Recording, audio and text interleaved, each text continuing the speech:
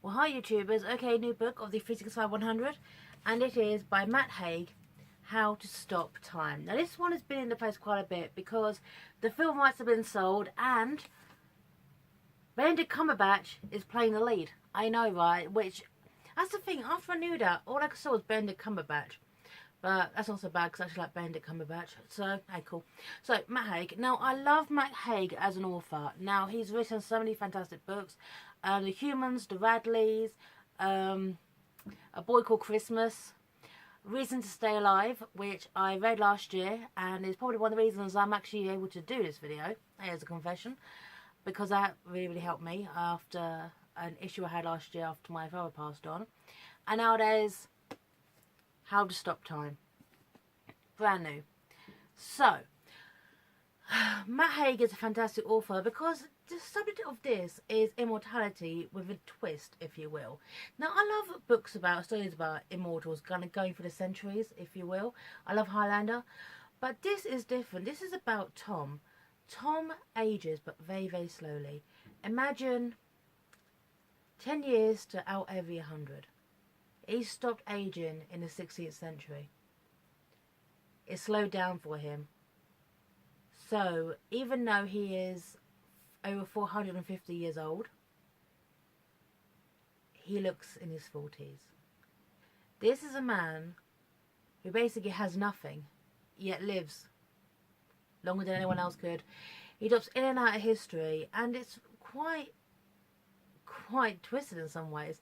Now, he's part of a society called the Albert Society, which is essentially every 10 years they get a new identity, they get no ties, they get to move on to a new place, new identities, and with no identity you have no connection, you have no roots, you have nothing. So essentially, even though you are part of history, if you will, you are living through history, you're not a part of anything, no love, no connection. The first thought of this society is the Albert Society, named because albatrosses live long, which they actually don't, but hey, that was thought of hundreds of years earlier, is even though he has lived for so long, he's never really lived. He's kind of in and out of history. He's met famous people. I love the way he describes F. Scott Fitzgerald and his wife Zelda, the guy dude who wrote The Great Gatsby. Yeah, idiots really. This guy has, chilled with Shakespeare. He's been with Scott, but due to who he has never really been a part of anything. He is talented. He plays like 30 odd instruments. He can speak several languages, but he doesn't experience any of it. There's this melancholia running through this book. It is actually quite tragic, really, how you can be a part of history but not live in any of it. And this is the point in the story where he was born in France, and then he went to Suffolk, and then he moved to London. About him finally returning to London, and the kind of back and forth between the histories of London back then and London now. One thing I love is the fact is he does not hold back. We're talking about what a crap fest whole London was back then. Hey, respect. Hey, anything prior, okay, 1666, But it's very strange hearing about how he just chills with these famous people before they were famous. And it's interesting how he describes Shakespeare, how Shakespeare sees himself. We imagine Shakespeare as this big talented bard, but Shakespeare, the human being, was probably full of the normal insecurities as the rest of us. So, anyway, I'm going to read out a bit. That's the thing, I'm not going to spoil anything. I'm going to read out this bit. This is page 103. And it's called London Now. I just love these sentences. There's a tree in California, a great basin bristlecone pine, that was found, after an intensive ring count, to be 5,075 years old. Even to me that pine seems old. In recent years, whenever I had despaired of my condition, and needed to feel a bit more mortal and ordinary, I think of that tree in California. It has been alive since the pharaohs. It has been alive since the founding of Troy. Since the start of the Bronze Age, since the start of yoga, since mammoths.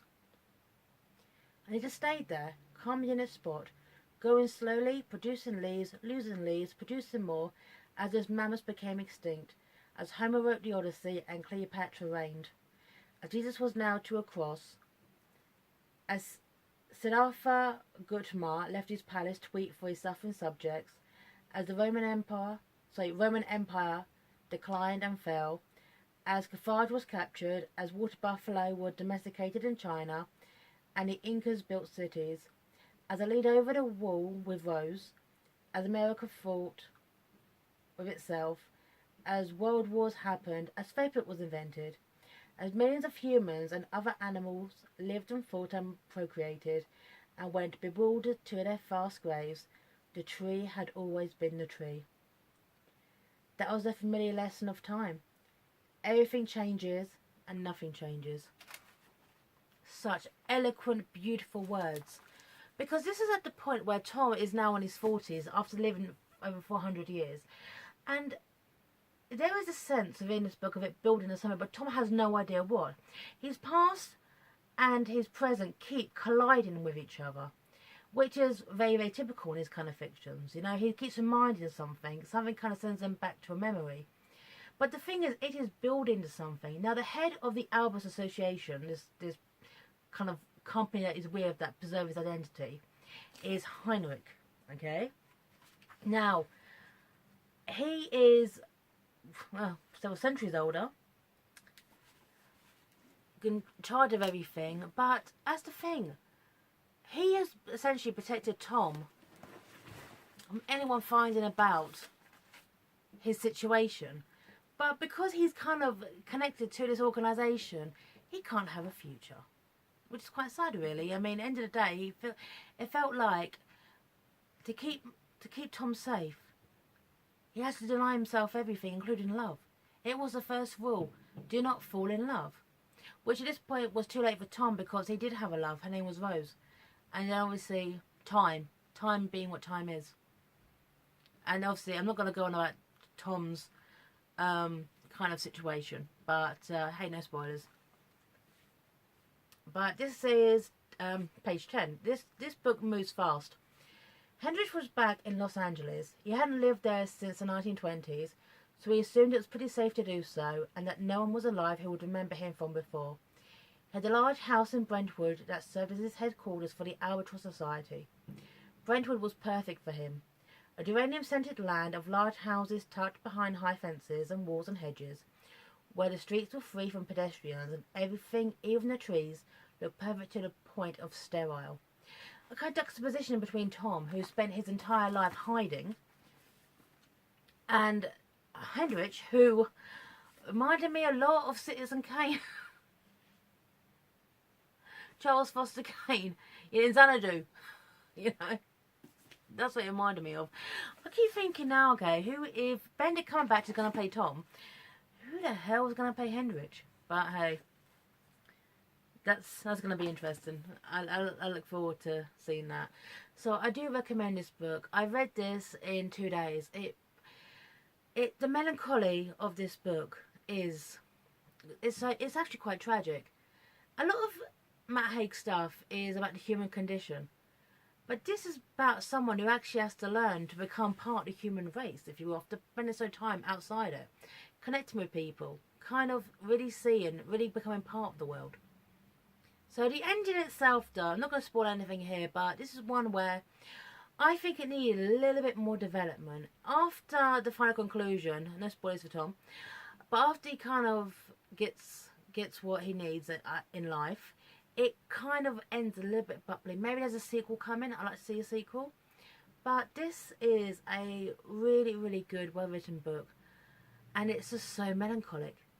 That is the only way to describe it. This is not a happy book. This is pretty much a book about the human condition, especially in the 21st century, where social media can connect us, but at the same time, you're not a part of the human condition, if you will. You're not a part of the human race. So, Matt Haig, How to Stop Time. You will really, really enjoy this book. Okay, so Physics 5 100, sign off here. Bye now.